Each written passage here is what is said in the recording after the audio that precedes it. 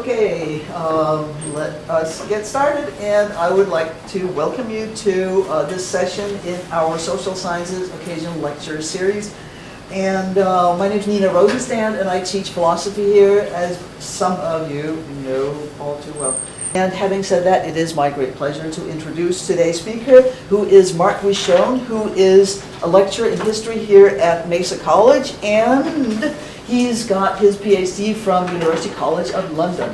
And if you happen to know a little bit about the history of philosophy, I just have to say that that is where Jeremy Bentham still sits to this day in a mahogany closet. He's been dead since 1832. So there's a special philosophical connection to University College of London. But that is complete aside, because what I need to say is that Mark Wishon has taught at University College of London also, as well as UCSD, and now he's teaching for us. And he has published a book, which is right here. And it is called German Forces and the British Army, Interactions and Perceptions, 1742 to 1815, and it was published just last year. And it is based on his dissertation. And right now he's working on a bigger project, which will be an expansion on today's paper. In addition to that, he has an interest in the history of immigration issues. So welcome to Mark Wishon and National Character and Transnational Soldiers in Early Modern Europe. Thank you, Nina, for the introduction. Thank you all for coming. And certainly, again, I very much appreciate the opportunity to be here and to speak today. So my thanks go out to Nina and to Jonathan McLeod, who certainly has both encouraged this forum, but also your presenter today in speaking. So it is, I think, with a distinct honor that I get to be a part of the occasional lecture series. I presume named for some distinguished alumnus, professor occasional or something like that. Yeah. So what are we talking about today? Well, the name itself seems as though it might be something delving into military history. We'll do a little bit of that, but for the most part, I'll be focusing on a conflict of two ideologies. The first one being discussions of national character, debates that took place throughout history, but certainly early modern Europe in the 18th century. And the second aspect, the kind of transnational aspects of early modern society, focusing one transnational aspect in particular, that of early modern European armies. And when I talk about transnational, what I'm referring to is people, traditions, and customs that extended through or permeated beyond national boundaries. The transnational elements of early modern militaries are many, and I'll explain what I mean in a bit in further detail at the end of this talk.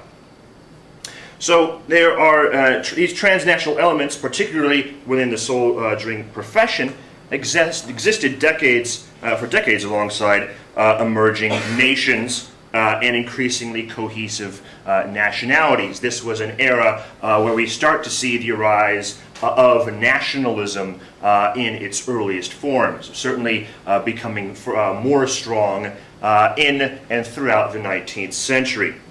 But it was also a time period when European states were employing their militaries for the sake of creating greater national distinction, an opposite effect of what was happening within these armies, where these virtues and the character of these armies were becoming more individualized, but actually those composed within them were becoming more homogeneous, very similar in their methods, actions, and behavior. So when I talk about kind of transnational soldiering or transnational soldiers, I think it's always a good start to talk with one of my particular favorite case studies, and that is Pierre-François Charles Augereau.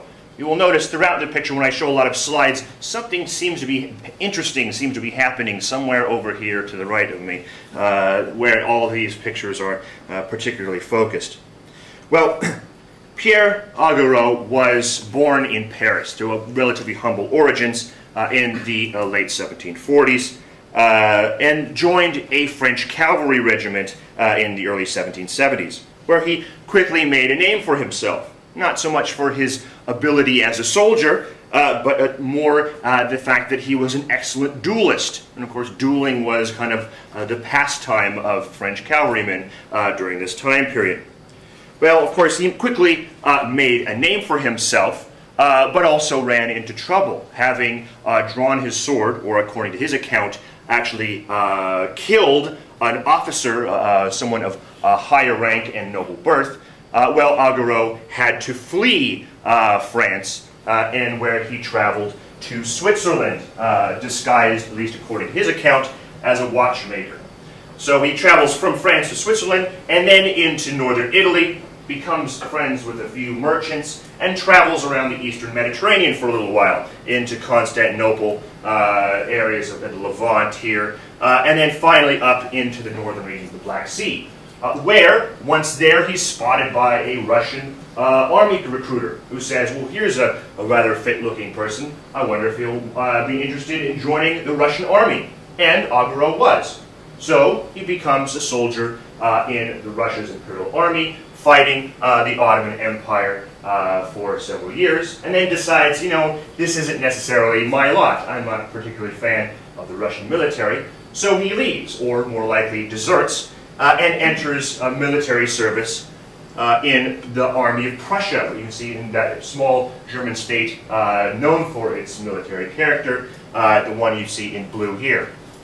Well, after several years, there he's relatively unsatisfied, and the Prussian king issues a decree that he would not permit foreigners for advancing too high in Prussia's military. So he decides, well, I'm not going to get a higher promotion here. I best leave, however it means possible, and try my luck elsewhere. So Augereau deserts, but he does so because Prussia is particularly vigilant about the issue of deserters, having so many people within its ranks either willingly or unwillingly, and so they're particularly vigilant about preventing deserters from leaving their army or joining others. So he has to get a group of disgruntled soldiers together, and according to his account, we can't certainly verify everything within it, they actually fight their way out of Prussia to what you see this here in green, the Electorate of Saxony. And of course, once he's in Saxony, he becomes a dance and fencing teacher in Saxony. Okay, a little hiatus from the kind of the norm. But then, once a decree is issued in France that allows him to come back, absolving him of his crimes, he returns back to France. And now he becomes a soldier again.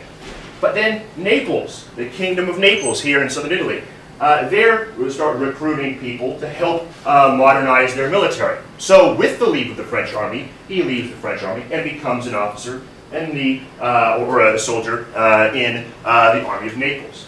Gets into a lot of trouble, angers a few local merchants, particularly because he eloped with one of their daughters, and so has to flee to Portugal.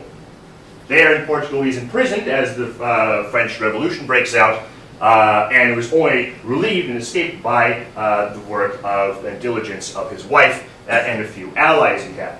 So he returns then to France, and then goes on to become one of the most decorated and celebrated soldiers of his day, fighting alongside Napoleon and his armies. Really, his career reaches the apex in France, ultimately reaching the esteemed status of a Marshal of France. What's the difference between Marshal of France and a soldier of France? Well, obviously, you get a lot more feathers.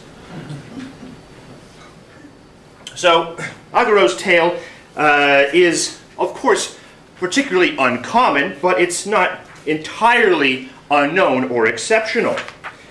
So, he not a particularly, it's certainly remarkable how he goes from the absolute bottom really to the highest tiers of the French military, and does so traveling around and fighting for all these different militaries. But certainly in the 19th century and into the early 20th century, as armies became more nationalized, as people certainly inculcated with other ideas of nationalism and distinctions of ethnicity or even race, looked back on this era in horror and contempt. In fact, most of the time, 19th and 20th century authors would term men like Augereau mercenaries, really ignoring the fact that they would probably travel from army to army for a whole host of different issues. It might have been ideological. It might have been for the case of fighting for a particular religion, or more likely for Augereau, it was a chance of betterment, being able to climb the military hierarchy in what I'll discuss as a very open and transnational professional class. But nevertheless, they were looked back upon by later scholars, particularly those military historians that made teaching history for 150 years so boring. It was them that really kind of looked back in shock and outrage at the nature of these early modern forces. One such soldier author, Francis Henry Scrine, an Englishman, concluded that, quote, "Society in the 18th century was hasting to decay, since, as Scrine put it, racial ties were of small account." The idea you're supposed to fight for your nation, or, according to Scrine, for your race. Certainly that wasn't necessarily the case 150 years before Scrine's time. Yet this lack of loyalty to a respective nation or race was nothing new to Europe. In the late Middle Ages, bands of legitimate mercenary soldiers, truly mercenary soldiers, traveled across Europe fighting for the highest bidder with a little loyalty then to each other and their current paymaster. This was the era of the military enterpriser and reached its heyday during the 30 Years' War, 1618 to 1648, if you're keeping track at home. This was at one point during this conflict that Austrian Habsburg emperor felt so threatened by his chief general and recruiter, the man you see here, by the name of Albrecht von Wallenstein, that he had, and the giant multi-ethnic, multinational army that had been created by this one private individual, that the emperor has Wallenstein assassinated. This marks a turning point in the history of European monarchs and their militaries, where from the mid-17th century onwards, we have European monarchs trying to exert greater control over the components, over their militaries and the men that compose them.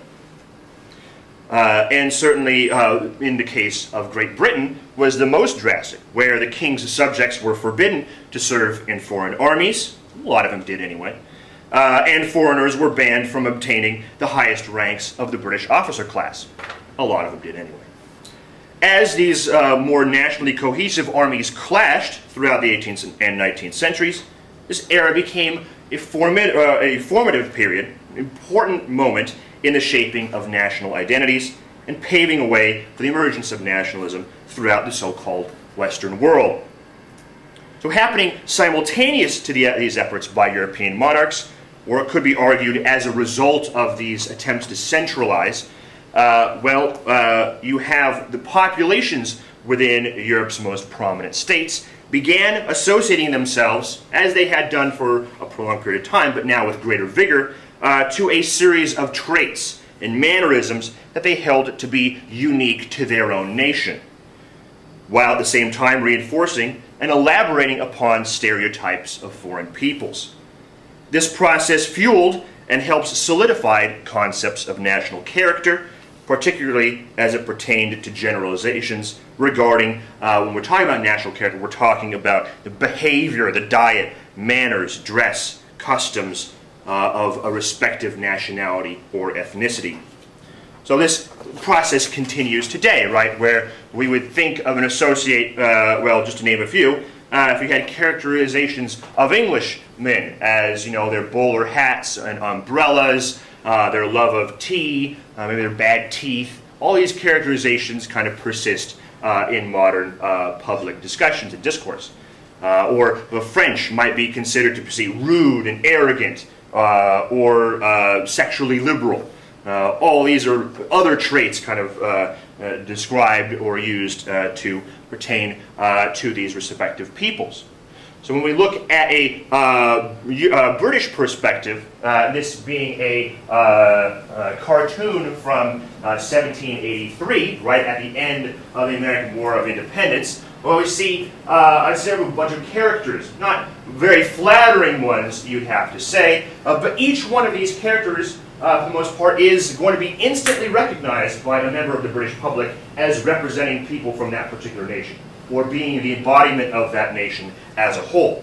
So you have the Frenchmen here, very skinny because they were considered less fed because they were poor, and of course powdered in his fineries and a big silly looking wig, and of course a sneaky, sneering look because they were perceived by the British at least as treacherous. And of course here we have the Spaniard, looking full of bravado with his sword and his big hat with a feather in it, kind of recalling a bygone age of the kind of noble armed knight walking through the towns. Here's the Dutch here, always looking a bit surly, big suspenders or breeches well above his stomach. Usually he's seen smoking a big pipe with puffs of smoke, because they were seen as to like tobacco more than any other group. And certainly we have here is John Bull, having given up his American colonies. Usually John Bull is a little well-fed. The idea that the British saw themselves as a wealthy country, so a little bit, well, in need of a diet. Of course, up here we notice that we see the devil flying away with America, and yes, that is him being propelled by his own flatulence. For those who think that, you know, the previous centuries were eras of politeness and wish to kind of woebetide our modern rude public discussions and debates, well, really not much has changed. These would be published individually on their own to be bought by one individual, and they usually were posted in taverns. And the idea is also that with depictions of this, you can kind of tell a little bit what's going on, because it wasn't designed just for people who can read. I mean, this is pretty hard text to see what's going on. But it was also for the illiterate. So anyone could kind of see it was the kind of lampooning of the weekly news in a way that kind of reached the masses. And the masses were probably more than a group, the ones kind of delving into these stereotypes. And I think that's probably in some way something that persists. But yeah, normally they're like little broadsheets that get handed out, you know, for a few pennies that people can buy on the streets. And of course, that's a big part of the British press of the day. Not everyone was happy with dividing the world by their various traits and depictions. In his essay, National Prejudices, the Irish author and historian Oliver Goldsmith hoped to curb many of the negative characterizations of foreigners he heard during conversations amongst merchants and businessmen in 1770s London, lamenting, you know, somewhat rhetorically, quote, "We have now become so much Englishmen, Frenchmen, Dutchmen, Spaniards, or Germans, that we are no longer citizens of the world." Of course, despite the entreaty of a self-professed member of the Republic of Letters, another transnational community that we sadly don't have enough time for today, other philosophers and theoreticians were certainly focusing on national character and using it to great use, or found it incredibly useful in their discussions. Therefore, these stereotypes found their way into discussions of economics, politics, law, and of course, most importantly for our discussion today, the military sciences as they were of the day. In fact, closely tied to ideas of national character were concepts of martial character, the innate capabilities of various peoples in their manners and means of war. As I will reveal momentarily, ideas of national character and martial character were often one and the same. So as the 18th century progressed, the nation became more associated with its army, and the army was increasingly seen as representative of the nation. Soldiers were well aware that their actions would be seen to reflect, quote, "the national character and that of the army, unquote. And while they may not always be native-born, soldiers took considerable pride in fighting for their king or country. The direct link was felt by many within the army, as can be seen by a British commander who fretted that the misdeeds of a small number of soldiers would, quote, and this is good 18th century speech here, cast the most injurious stigma on the national character in general. In other words, they're making us look bad. So ideas of national character, traits, behaviors, and inclinations associated with the inhabitants of a particular nation were long established by the time major states and territories in Europe began developing into those nebulous, strange organizations known as nation-states that we would know today. These national identities might from time to time take a back seat to another facet of one's self-identity, such as religious, political, regional, or ethnic identities. Nevertheless, national character was very much a part of the means by which a difference of others were constructed and discussed.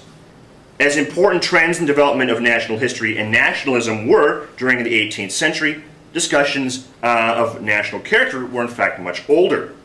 The equating of a character of a people to the political entity or tribe to which they belonged has been in vogue for centuries and is certainly still quite popular today.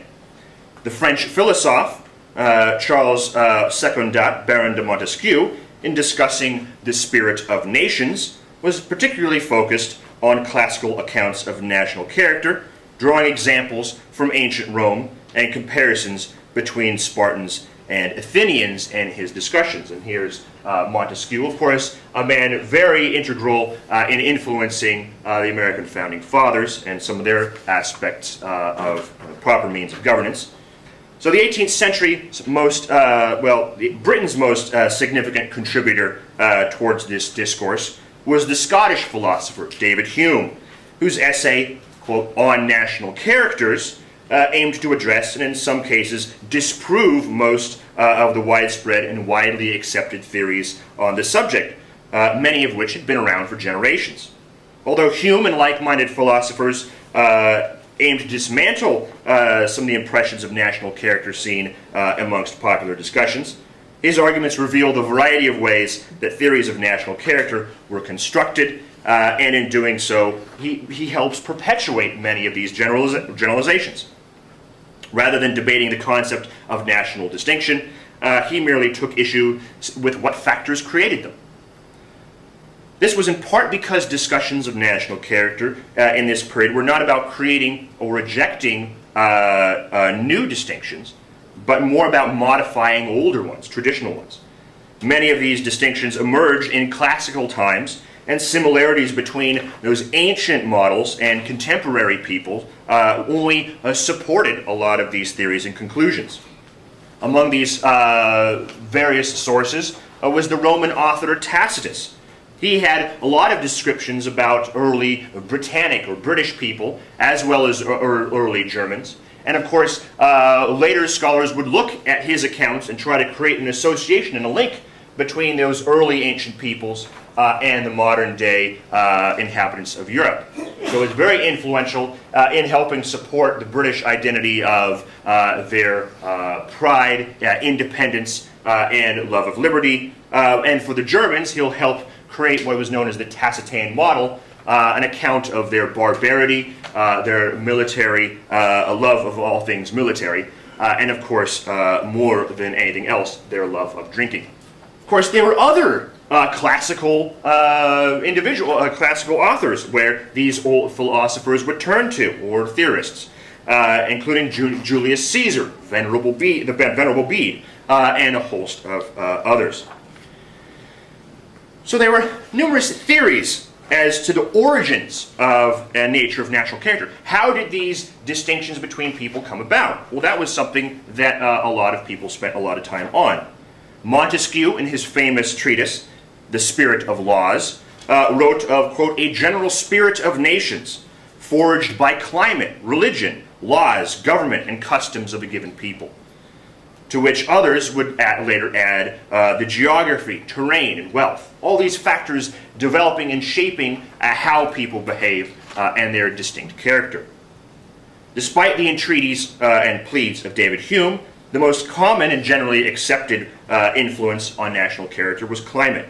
So these people from warm climates were supposed to be more vivacious, lively, and impassioned, and strong sexual desires and quick tempers were also indicative of the inhabitants of these particular regions. Those, of course, to be contrasted from the colder regions. People were seen as dour and dull, militant, brutish, and of course loved hard alcohol above all things for those inhabiting the northern regions of Europe. And of course this expanded far beyond Europe in discussions of other foreign peoples. Of course, it was the British who saw themselves from a mild climate that thought they were both the combination of all the good traits from those of northern and southern warmer climates. But of course, probably not surprisingly, they showed none of the terrible or bad traits amongst these various peoples. That way they get to pick and choose the things that complement them and kind of ignore all those traits apparently that are seen as undesirable. So, tied into theories of this climate was the impact of geography on someone's distinct national character. Natural features of a region were considered to impart a variety of characteristics and would in some way dictate their martial ability. More favorable climes for living were actually then seen as hindrances to a strong martial character. Henry Lloyd, a famous historian and military theorist, prefaced his account of the 7 Years' War, known to us as the French and Indian War, with a discussion of national character, and where he says geography plays a lead role.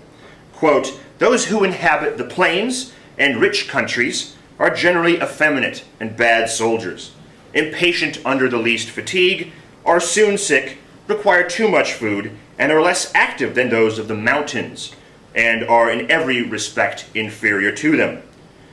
And Lloyd then proclaimed that Scotland's famous Highlanders will, quote, "live where an Englishman, though animated with equal courage and love of glory, will perish, only merely from the difference of their situations before they became soldiers." So Lloyd is a part of certainly a group of theorists trying to create broad national distinctions between these various peoples, and therefore try to encourage differences between these armies. And we're going to see arguments against that momentarily. So the list of influences on national character are quite long. I'll just summarize a few more points. Certainly government had an important impact. It was seen that if you were born into an absolutist rule, if you were born into tyranny, you were a better soldier because you were taught from birth how to obey without argument. And so sometimes, and certainly American soldiers as well as British soldiers were seen as in some ways slightly dubious because they were grew up surrounded by, as they had, liberty or freedom, and therefore might not be totally reliable. Other factors included the food of the people, the religious aspects, and the list went on and on and on. However, I'll now transition to a countering development argument happening at the same time. So, taken collectively, 18th century Europe saw a robust dialogue about unique characteristics in various nationalities.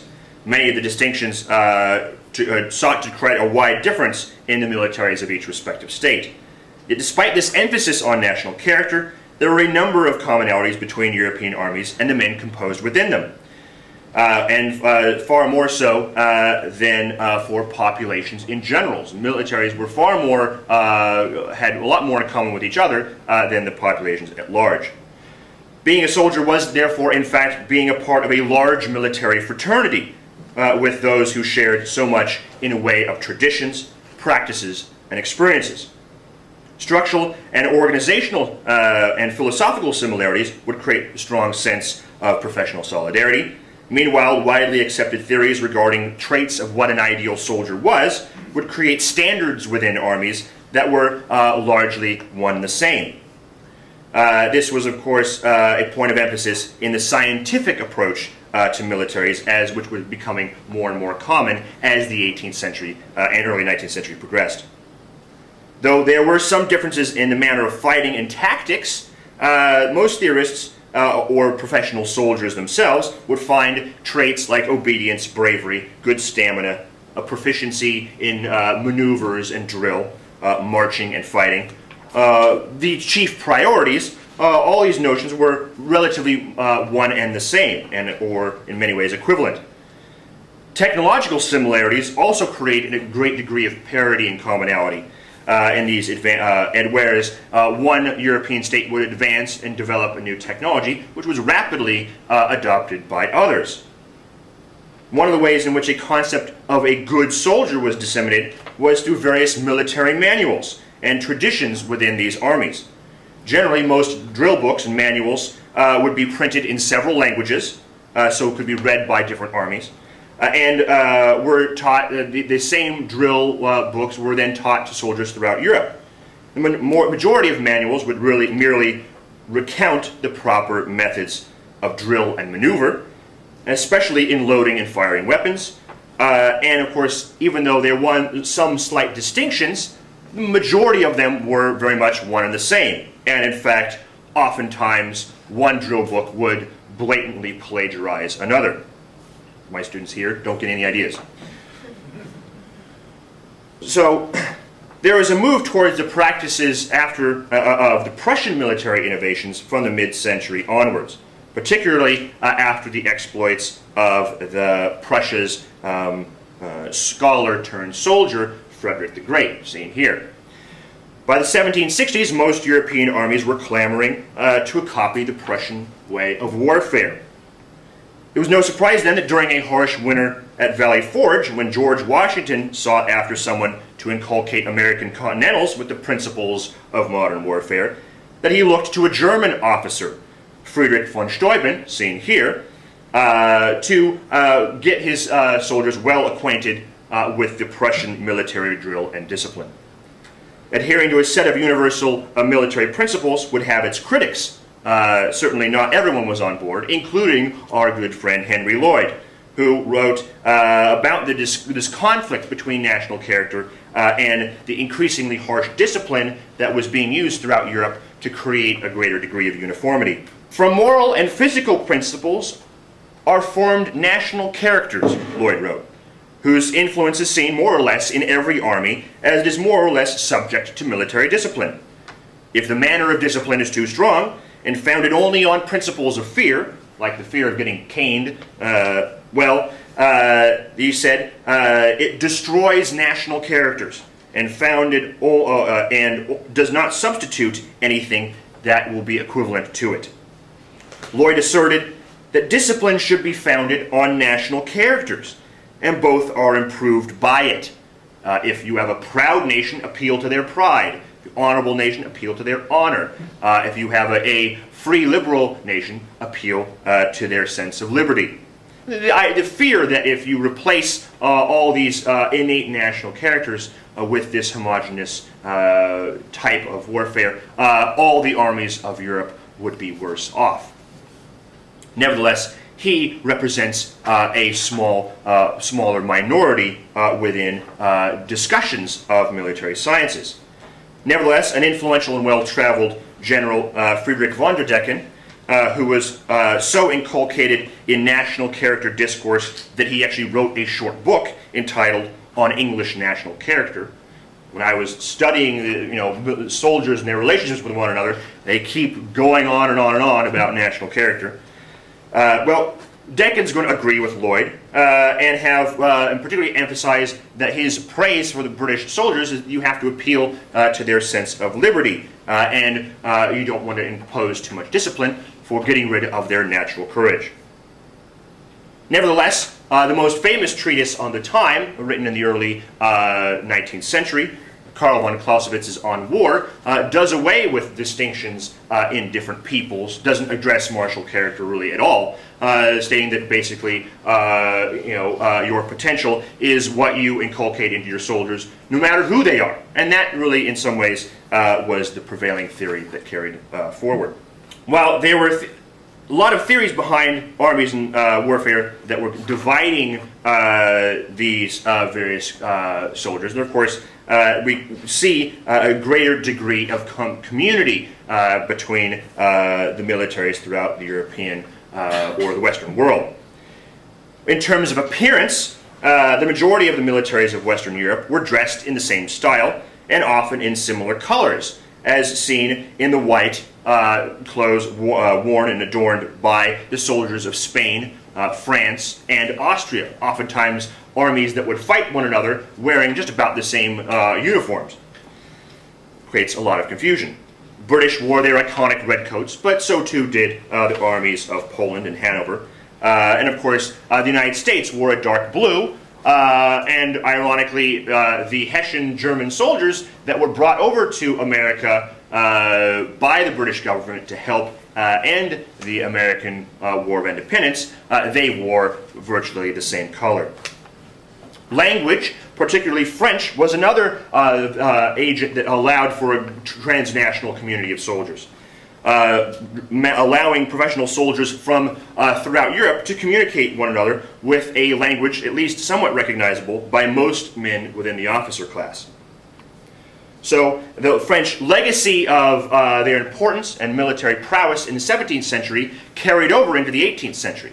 And you get these ironic circumstances where France's key military opponents would oftentimes talk and debate amongst one another speaking French.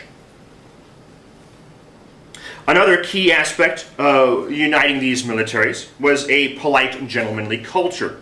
You can see here, shaking hands of Wellington, the British officer, and Marshal Blucher, the Prussian. Such was the connection between soldierly and gentlemanly spheres that the expectations in character and action helped formulate concepts of a model soldier that can, once synthesized, can be seen in courts-martials, or a courts-martial, where defendants were tried for actions, quote, unbecoming the character of an officer and a gentleman. They're kind of one and the same. Adherence to the principles of honor was another fundamental connection between the soldierly and gentlemanly spheres. Indeed, European gentlemen, like military men, saw parallels in the various ways, including their various actions and behavior and their livelihoods, an emphasis on protocol, manners, bearing, uniform even, and of course a mode of speaking, all things important to gentlemen and important to soldiers alike. This gentlemanly culture created distinctions within European society by the gentleman and non-gentleman, but certainly it brought together men of a similar status from regions all throughout Europe. So this gentlemanly culture underlies another sense of commonality, and that the composition of these officer classes, up until at least the French Revolution, were composed of largely men from the same rank and status within their respective states. A fraternity amongst gentlemen, aristocrats or not, was manifested in armies in a variety of ways, none the least in creating commonalities between allies and enemies. A sense of etiquette, so a kind of a legacy of the medieval era, is going to persist within these military forces. And of course, created a kind of code of honor and conduct in dealing with one's allies and opponents. This is certainly numerous examples of this persist. During the Siege of Gibraltar in southern Spain during the American War of Independence, yes, it was a global war, we have one British officer recording that whenever the Spanish general that was besieging his post was among the trenches, he stated, quote, "We never fire into their lines," which is a piece of politeness, usual, I suppose, on such occasions. And of course, the anecdotes are many. A French officer during the Napoleonic Wars released several enemy cavalrymen that his soldiers had captured because they had been caught by surprise. and he thought that was something dishonorable. It would have been ashamed amongst his own colleagues had he kept them prisoner. One of the other famed ones was a German cavalry officer who had lost his right arm in a previous battle, but carried on in the army, still leading his cavalry company. He was galloping around the battlefield during the Battle of Waterloo until along comes a charging Frenchman with sword drawn in kind of charge position. And of course, upon revealing to this charging cavalryman his empty sleeve, the Frenchman kind of pulls up and changes his sword position from one of attack to one of salute, and then politely rides on by. So while there existed transnational elements to early modern armies, there were multinational elements to these forces as well. Especially when we were composing armies of all different groups or ethnicities or cultures and peoples. Certainly, most Western European armies filled with men like Augereau traveling from one army to another. Though majority came from their own nation, there were still numbers that were brought in for various reasons. Some of the most famous generals of the day, the General James Keith, a Scotsman, served in the Prussian army and in the Austrian army. Of course, France's most brilliant military commander was from Poland, and was actually German by ethnicity. Austria's legendary general, Eugene of Savoy, was half French, half Italian. And of course, one of my favorites, at the Battle of Almanza in Spain in 1707, the English army was commanded by a Frenchman, and the French army commanded by an Englishman. Henry Lloyd, who we discussed several times before, he was well-traveled. He's a Welshman who served in the French, Austrian, and Prussian armies. And what he saw certainly, to him, reinforced his idea that there were some distinctions, even though others seemed to disagree. But nevertheless, we have soldiers throughout Europe serving in various different armies. Usually it's the higher ranking that are most mobile, but other times there would be either individuals or entire regiments or entire armies that would be brought into an opposing force or a neutral territory, brought into these armies as they fought one another throughout Europe. One of my other strange anecdotes then was during one war in the middle of the 18th century, the Prince of Hesse, the guy who lent the Hessians, the German soldiers, to the British in the American War of Independence. Well, several decades before, he had hired out his soldiers both to the French and to the Austrians. The only problem, of course, being that those two people were at war with one another. So he had his men fighting each other on opposite sides, although never directly. So there's a whole number of shared commonalities amongst these soldiers in lifestyle, experience, training, and of course in composition. And cultures would certainly impact armies. But there was also a belief that manners and behaviors, especially prominent among soldiers, was something natural to soldiers themselves. That merely the act of being a soldier was a homogenizing force, something that would create equality as opposed to naturally creating distinction. David Hume was someone who felt this particular way. The uncertainty of their life makes soldiers lavish and generous and brave, says Hume. Their idleness, as well as their large societies, which they form in camps and in garrisons, incline them to pleasure and gallantry. By their frequent change of company, they acquire good breeding and an openness of behavior. Being employed only against a public and open enemy, they become candid and honest and undesigning.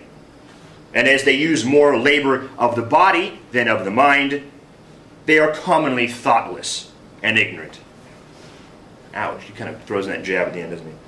So as for professional bonds within the soldiering profession, they were best seen with the introduction of third parties, people who were different or had different practices or cultures than those within these relatively similar Western European armies.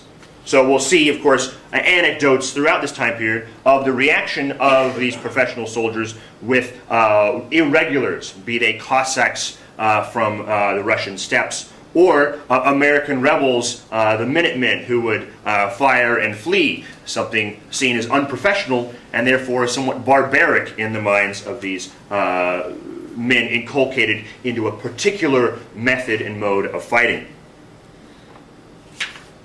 Therefore, in spite of differing national affiliation and purportedly unique national and martial characteristics, these civilized armies had a great deal in common with one another.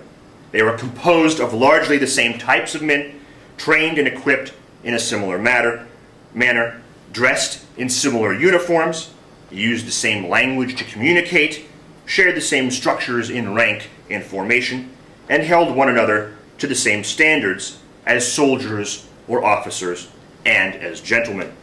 Collectively, the men serving within these armies were united in this professional fraternity that was surprisingly transnational, given the more progressively nationalized nature of early modern militaries. When discussing this in my own work, I focused on the King's German Legion, which was a group of individuals from northern Germany who had fled French-occupied regions of their homeland and entered service with the British, ostensibly to fight for the liberation of their homeland. So they served for about 13 years, or 12 years with the British Army, becoming some of the most famed soldiers in Britain at the time. The public hated them because they were foreigners and therefore not good. Why give your money to foreign peoples? Why not encourage your own soldiers and pay them? But nevertheless, the soldiers within the British Army absolutely loved them because they shared a lot of the same values and traditions, and that these were very good soldiers themselves. The members of the King's German Legion actually didn't join other German armies that were still independent at the time. They felt for them their patriotic duty was to enlist in a foreign army, to serve the only opponent of France they thought was capable of defeating the French, and therefore freeing and returning their homeland. So it's certainly one of numerous examples of how this kind of common association between the armies of this period gave rise to rather interesting kind of multinational interactions. And certainly this idea of, well, are you a mercenary by joining a foreign army, or can you be patriotic for both? And certainly the King's German Legion was highly patriotic in serving for the British, and also patriotic in trying to free their fatherland, which is not necessarily a nationalism based off of an individual state, but was the broader German people. I want to close just because I can get a little bit closer to home with one particular case study. The gentleman you see here, some of you might know, is Tadeusz Kościuszko. Kościuszko is a national hero in Poland, and he's got a lot of monuments and statues throughout Poland commemorating his role as a great patriotic fighter.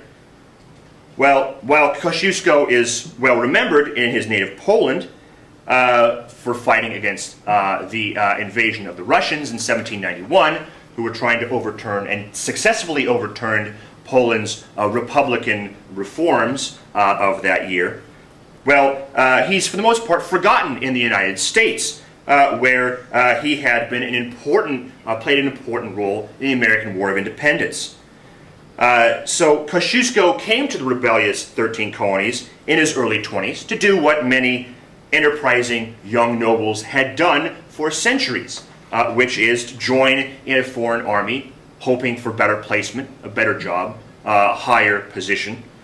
But he also did so because he was someone deeply motivated by the cause of freedom and the cause for fighting for liberty.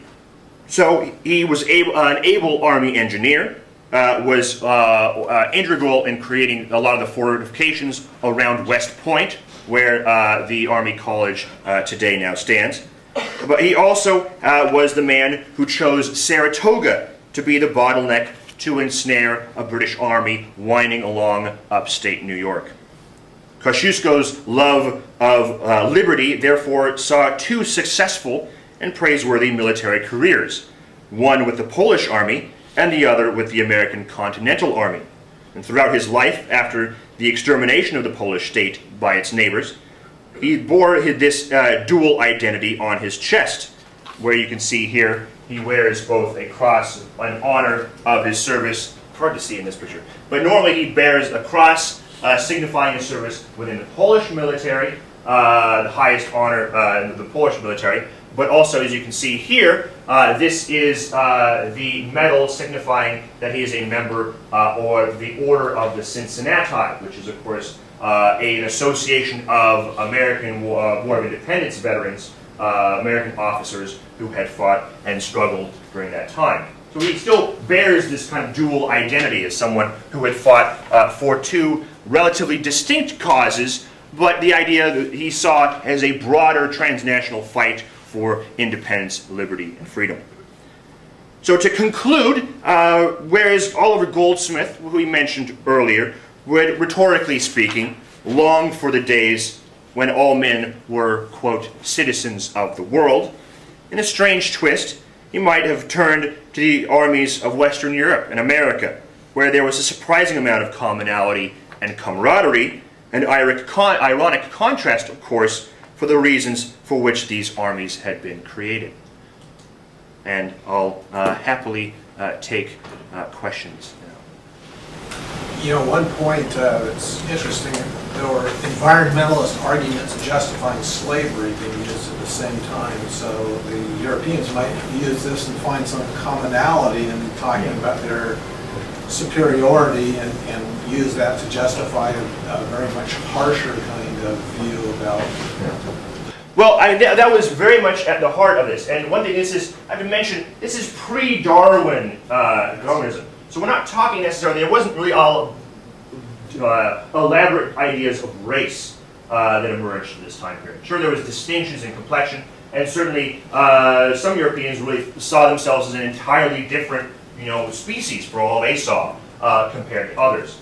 But this is before really, people started looking, at kind of what we would term social Darwinism of the late 1800s.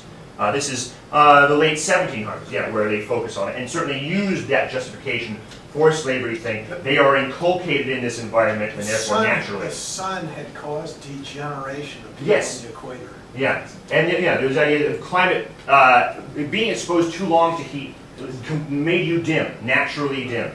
And so we saw a little bit warmer. If you go a little bit closer to the equator from, say, Britain, which is the main authors, well, you become a little more temperamental and wild and unreliable, maybe, impassioned, that's certainly one of the words. But the further you go closer to the equator, you become slothful, dumb, lazy, all sorts of very nasty descriptions. And that was certainly part of this. Yeah, it was before race, and then they fit. Once they came up with this idea of a racial distinction, then they kind of inject that straight away, and it fit nicely for them. Yeah, there's something that I was thinking of which ties in very nicely with this, that Rousseau, where we're in late 1700s in France, who twists so many ideas and sees them from a different angle, is using I think they actually call it environmentalism, the climate idea of national distinctions. But he's using it to differentiate between intelligence and emotions. And so the further north you go, the smarter you are. And the further south you are, the dumber you are. However, the smarter you are, the nastier you are. And the further south you go, the kinder but stupider people get. And so he's twisting it a bit so that it's not exclusively to the advantage of the northerners. That environmentalism has nothing to do with recycling. Nothing.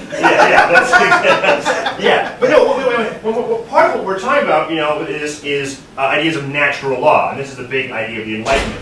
Earlier, you could have said, well, the reason particular people are this way is from a kind of divine source. Or the British certainly saw themselves as having all these great characteristics because they were in many ways, God's chosen. So That's certainly the 16th, 17th century model. But in focusing on the natural world, what is it about nature itself that gives rise to these various distinctions? And of course, it's all so complementary to themselves.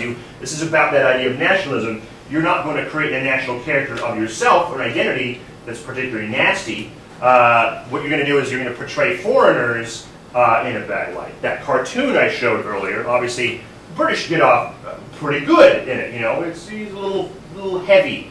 The British were overweight because of their roast beef. They had big dinners, and therefore, because they were a rich country, so they were very well fed. The Frenchman was skinny and emaciated because the French monarch was absolutist, and he deprived them of all the benefits of the French soil and land, kept it for himself, while the French people then became these wiry, weak, and effeminate individuals.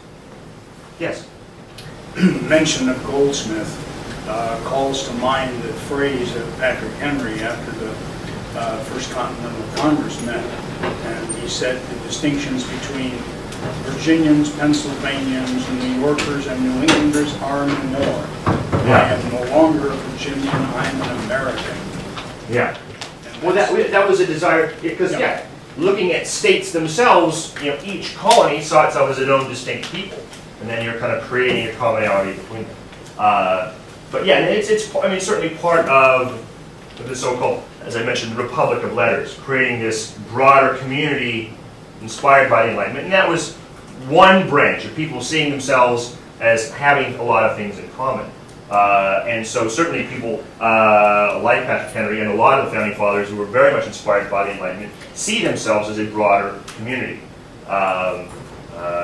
It was only really to make himself seem more interesting and unique that Ben Franklin ran around Paris in his frontier cap and stuff to make him seem something different.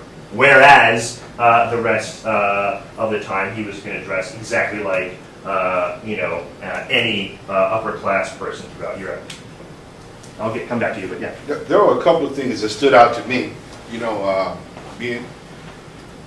Being a military man myself, I could definitely understand the brotherhood amongst the military, and because the Navy, we ribbed the Marines, the Marines ribbed the Army, and things of that. But I understand that also the code of conduct, just like the Geneva Convention that we have to follow.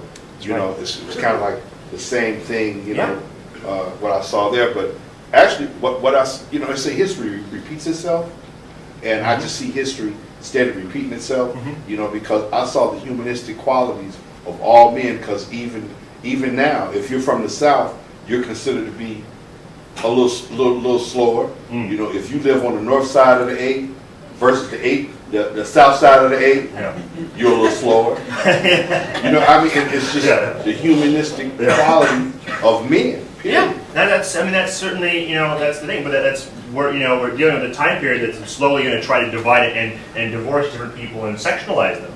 But once you got, and part of what I wrote about in my book is the fact that once these soldiers were put in this environment, they realized they had a whole lot of commonalities. Popular discourse behind them were these nasty prints that would depict different people in different ways. The quote I didn't say, Goldsmith, we were talking about, around him in London, he was hearing merchants say things like, the Germans are drunken, sods and beastly gluttons, and all these nasty things. And he goes, well, where are we coming up with these, stereotypes, And so the soldiers themselves, once they were actually exposed, there were few people that traveled around Europe at the time. Most of the time, you just stayed on your small little farm and really didn't see much of the outside world.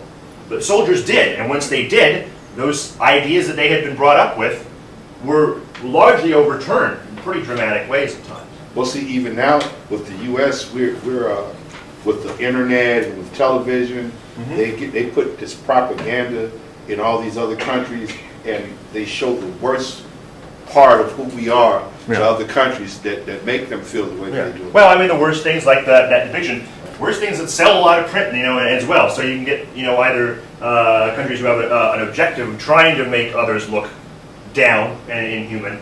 And then there's also the fact that if you make it more sensational, it's more popular. When we look at modern types of mercenaries, I mean, there's some things that are similar and different. I think the modern sense that you can still have a lot of pride, you can be a former soldier yourself, and therefore still have a lot of those ideals that you had when you were working for a national army. So I mean, there's a lot of work that's been done kind of tracing the history of mercenaries throughout this time period. But certainly in the 18th century sense, people would look at people like Kosciuszko, and in the 19th century, 20th century, they say, well, he's a mercenary because he traveled to a different country and got a lot of money for his service, more than he would have gotten back in Poland, and then swore loyalty and fought for someone who nature he didn't grow up with. If you want to like this guy a little bit more, he had a very convoluted will that was never realized, but he had set aside money to free Thomas Jefferson's slaves. Never happened, but he and Jefferson were pretty close friends. So in Blackwater, it's tough because the mercenary that I deal with in the 18th century is something of a misnomer. I think we're very familiar, and certainly go back and read your Declaration of Independence to get a better view of this, where Jefferson talks about these foreign mercenaries coming in to attack the Americans. They were seen as mercenaries at the time, but if you were a Hessian soldier, you had absolutely no choice who you fought for, unless you wanted to desert, because you were fighting for a prince, and that prince was the one who was selling you off to the highest bidder. And if you were going to be loyal to your prince, that meant you oftentimes had to fight for someone else. So the mercenary stereotype that certainly I dealt a lot with for combatants in the American War of Independence, it's something of a bad label, a label that doesn't fit. Yes, please.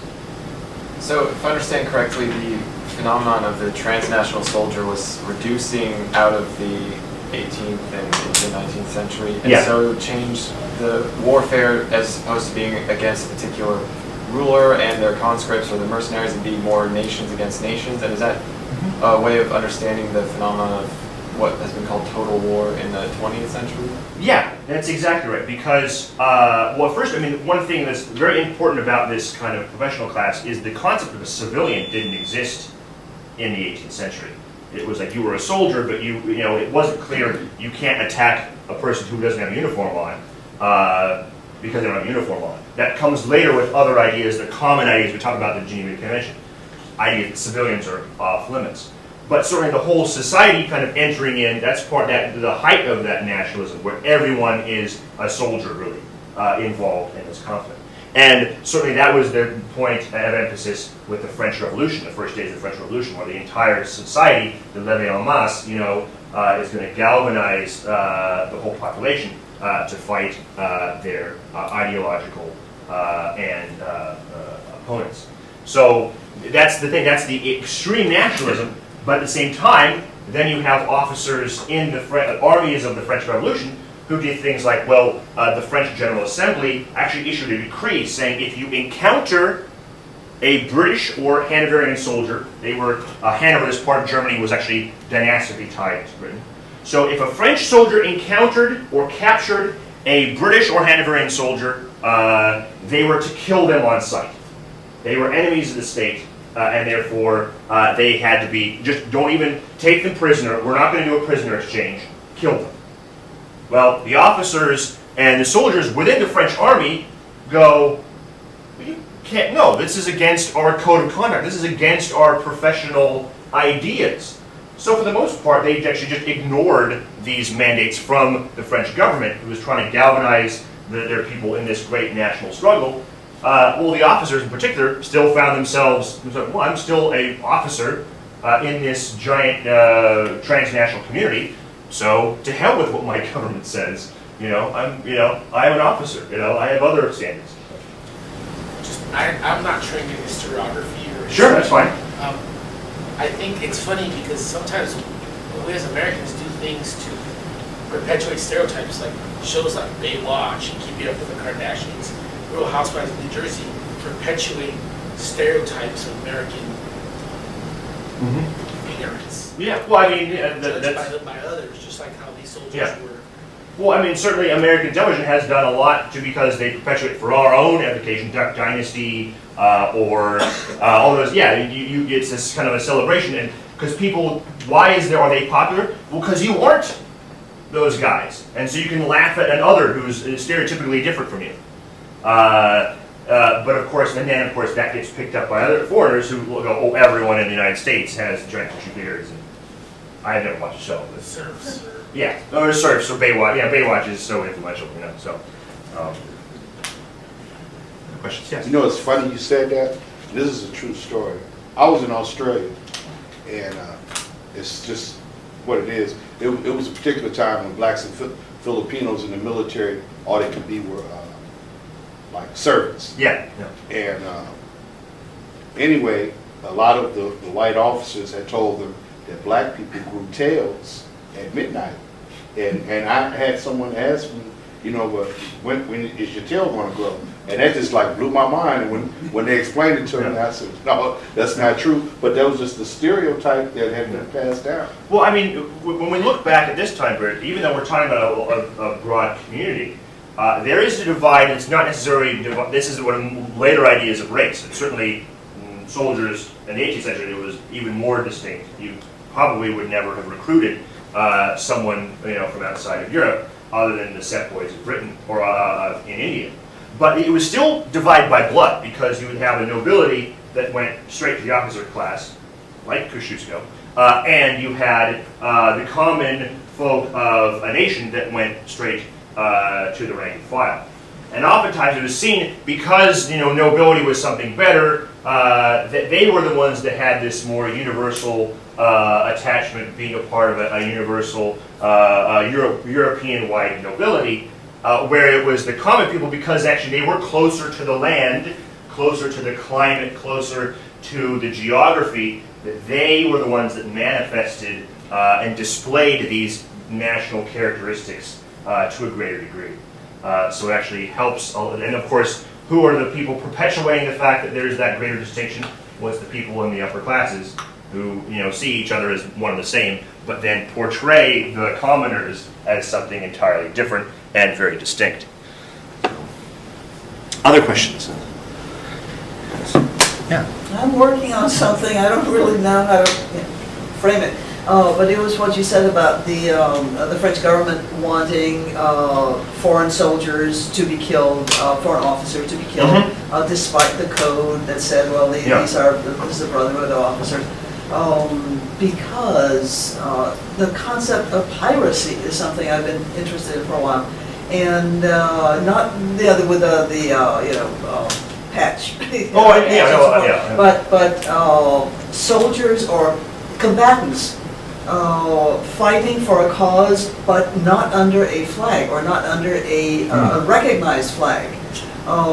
Would then be considered pirates without rights, even at a time period. I'm thinking specifically about the Texas War for Independence, where they were fighting for either independence from Mexico or simply joining the United States, and they were not considered soldiers by the Mexican army because they were rebels. And a rebel does not qualify for the code of honor among soldiers, although of course the Americans considered themselves soldiers. Yeah. So you belong to the Brotherhood if you are fighting within the rules and you are fighting under a flag. Yeah. And if not, then you. That's right. Yeah, you're outside, and then you're not treated as a thing. Yeah. Well, I mean, there's not much I could say to that, but there's something very similar that happens throughout the independence movements throughout Latin America and Central America,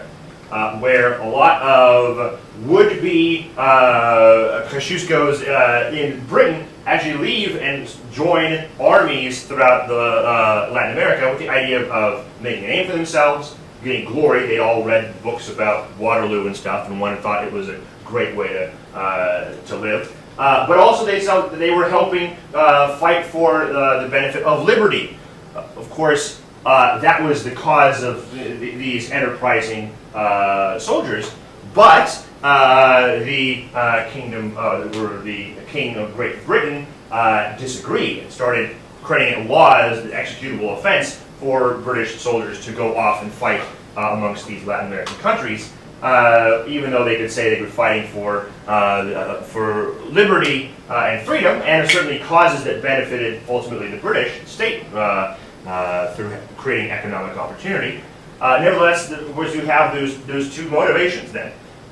Certainly an individual trying to join a part of a broader cause, or certainly just make a name for himself.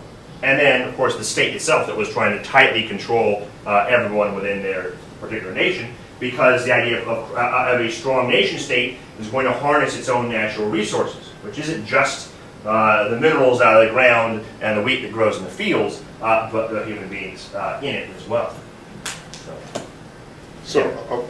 And it's funny because at one time the British considered the Americans to be rebels.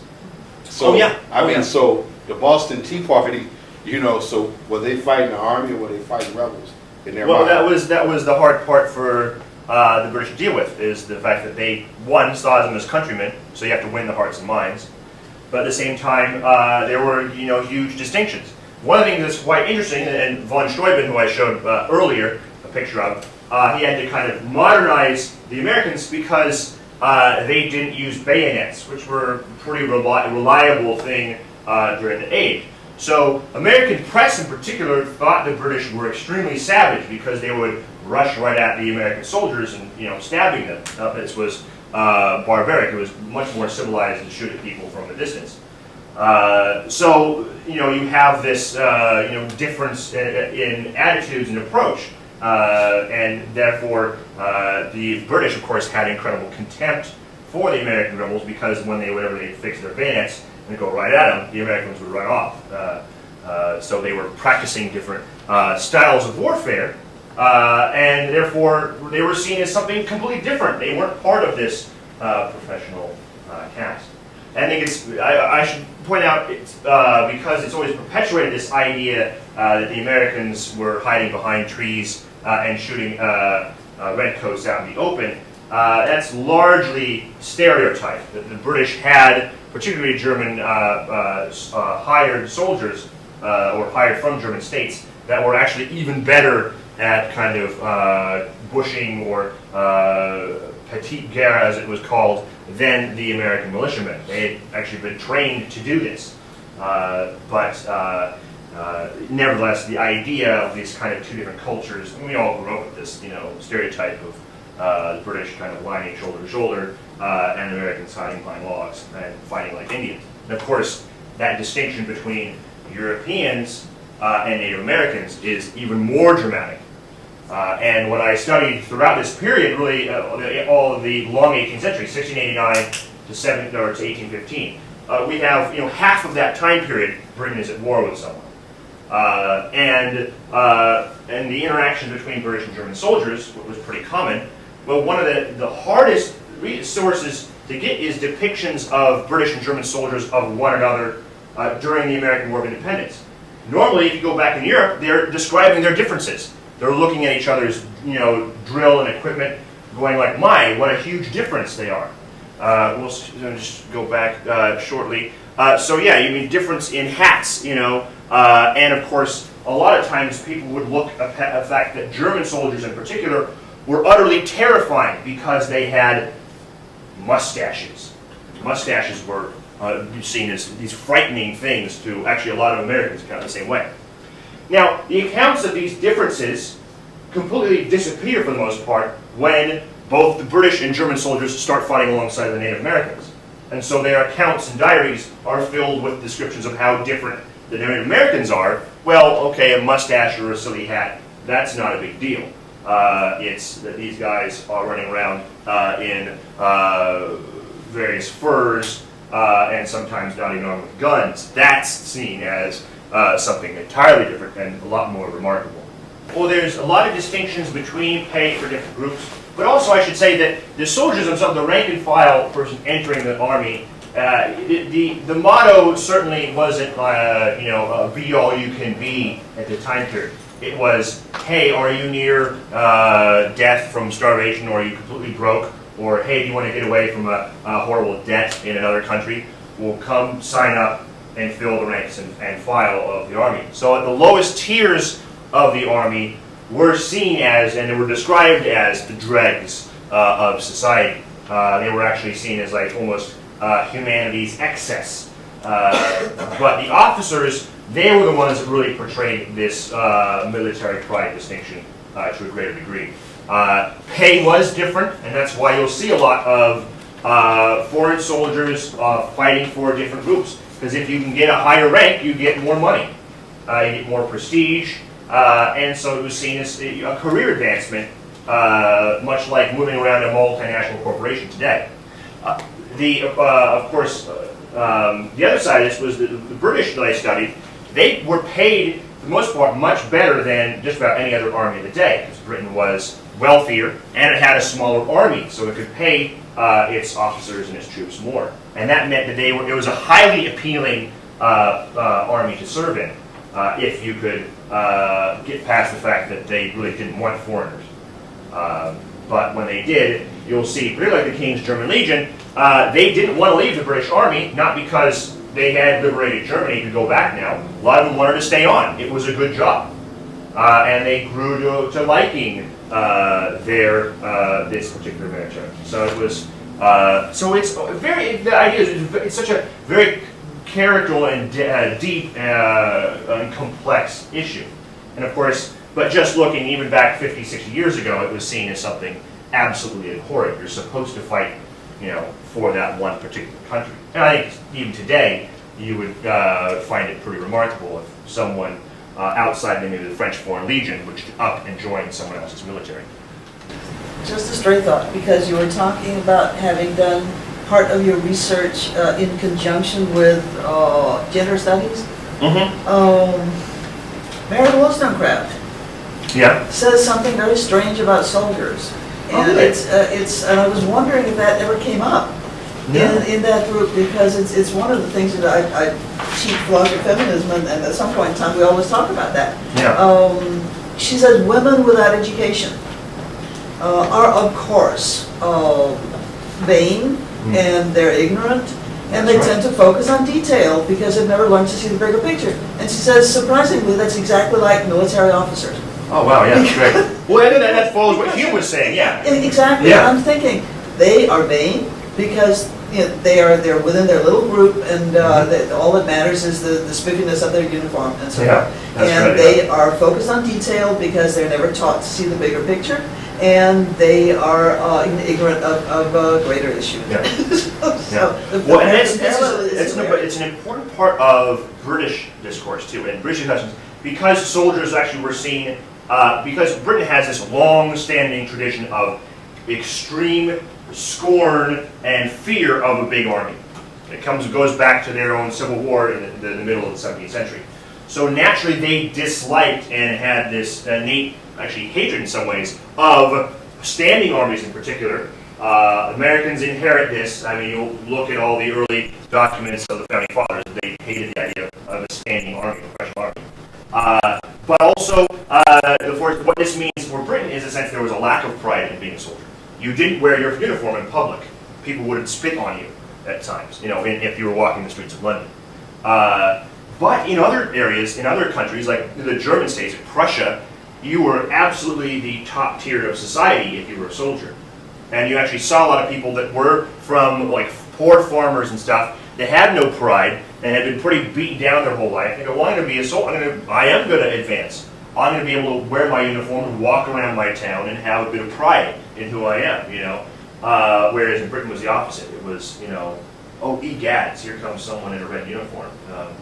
And that, is something that, very important in these kind of early days, that the British will hand off to the early Americans in the first governments there. So yeah, that's a great point. Other points? Yeah. Questions? So what, do you mind, I walked in a little late, where were you doing this research at? I did this mostly at University College London, so it's 3 blocks away from the British Library.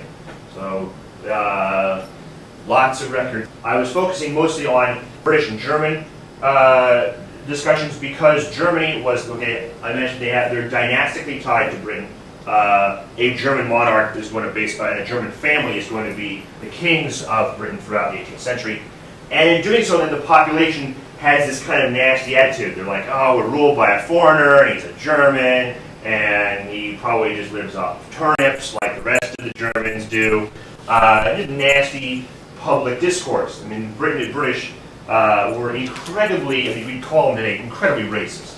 I mean, it's far more different. You have to completely disassociate yourself from modern times. But the idea is, so there was this incredible anger and scorn and distrust of Germans, partly because just about everywhere in Germany wasn't a constitutional republic, didn't have a parliament like Britain. They were despotically ruled by individual princes. And so the idea that they were something totally different from the British and more slavish, the term they used often. So it's a nasty public discussion. But of course, once the soldiers from Britain start interacting with German soldiers, they're a lot like us. And they have a lot of points of commonality. And that was the thing I was studying the most part on, is the public discussion, the public discourse, if you will, was, of course, vastly different from those who actually did travel around. And you could have picked merchants, you could have picked politicians, et cetera, et cetera. But I just picked militaries because so it's great records and it's a compelling story. Let me take a look at it. In some perverse way, it seems to be like it's their version of our international sports. Yeah, that's right. That's right. I mean, when you think about right now, Canada, and I don't know the score, and you don't have to tell me. Canada versus the United States. Oh, we hate each other. The worst. We dislike each other. Well, what are they going to do in like a couple weeks' time? They're going to go back to playing alongside one another. All bets are off. So you get this. When it's backed by this kind of national spirit, it's a bit more fevered. So, but in the end, they're all political. Yeah. I saw the title of the lecture and I thought, we're going to talk about social identity, social construction theory and whatnot, but I was surprised at how it's really it's a lot of contest, negotiation, discourse, and pleasantly surprised. I really enjoyed it. Well, I mean, if you have any books and things for me to take a look at, I'd love to, if you have any ideas, I'd love to broaden my own horizons, certainly. So, you do focus on a lot of, certainly I focus on national identity, creation of national identities as opposed to individual identities. But that's part of it, is that, there's, when you create these national characters, you have to just clamor for things. Hume has a hard time, and when he goes, what's the national character of an Englishman? And he goes, well, it's really hard to say. They're really a mixture of things. Well, why is really Hume saying? He is a Scot, obviously. But he's around English people. So he can see all the different varieties of English people around him and say, well, it's really hard to make one stereotype about them. Well, isn't that what, it's really easy to say, okay, picture a German or a Frenchman or something. But picture an American, you're kind of, well, what is it, So it's harder, it's a less tangible thing. That's why I like these broader pictures, because both they're, have a little more, importance than a broader political spectrum, but they're also so often terribly wrong.